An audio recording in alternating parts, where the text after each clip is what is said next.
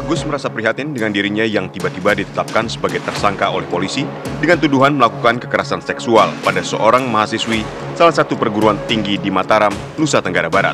Coba logika, bagaimana saya memperkosa dua cewek, bahasa dia kan dua cewek, sedangkan satu cewek aja saya tidak bisa buka baju, buka celana, apalagi berdua gitu. Dengan keadaan segini, sedangkan saya masih dirawat sama mama saya, dimandiin, dibukain baju, dipasangin celana, di semuanya seperti bapak lihat sendiri. Pertama datang bapak datang ke rumah saya masih dimandiin gitu. Menurut Agus, jangankan untuk melakukan tindakan asusila, ia sendiri tidak mampu melakukan aktivitas sehari-hari secara mandiri. Mulai dari makan, mengenakan baju, bahkan untuk mandi dan cuci kakus, Agus mengaku harus dibantu oleh ibunya. Agus memang memiliki keterbatasan fisik dan tidak memiliki kedua lengan alias buntung sejak lahir.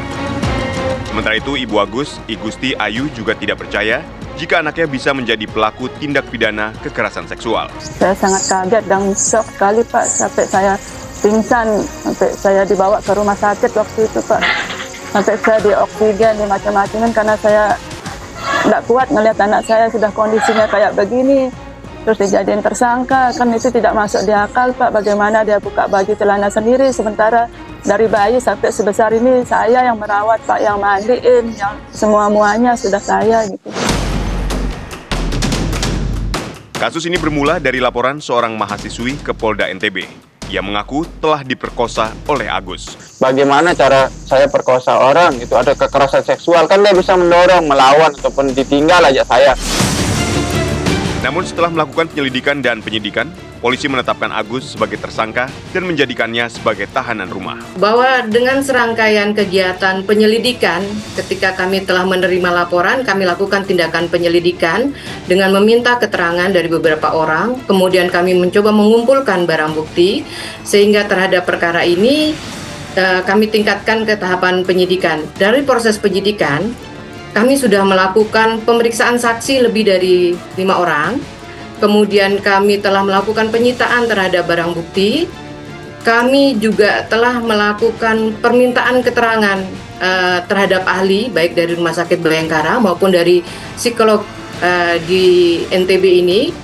Dari fakta-fakta tersebut, termasuk kami meminta keterangan dari pihak terlapor dalam kapasitasnya sebagai saksi, sehingga hal itu memperkuat kami dan mendapatkan 2 alat bukti dalam proses penyidikan, sehingga meningkatkan status yang bersangkutan dari saksi menjadi tersangka terhadap peristiwa pelecehan seksual fisik, ya sebagaimana yang dilaporkan oleh korban. Sementara itu, Agus terus menyangkal dan merasa menjadi korban fitnah. Ada masyarakat atau semuanya pas pemeriksaan atau kekerasan seksual, itu kan kekerasan itu terserah kekerasan fisik ataupun ancaman yang seperti apa yang saya gunakan.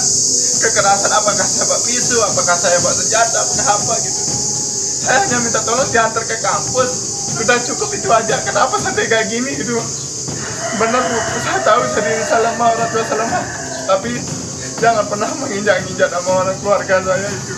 Lebih baik saya mati daripada saya melihat keluarga saya diginiin, Bu. Capek saya kayak gini. Terus terang saya di kamar hanya diam, berdoa terus, berdoa diberikan kekuatan.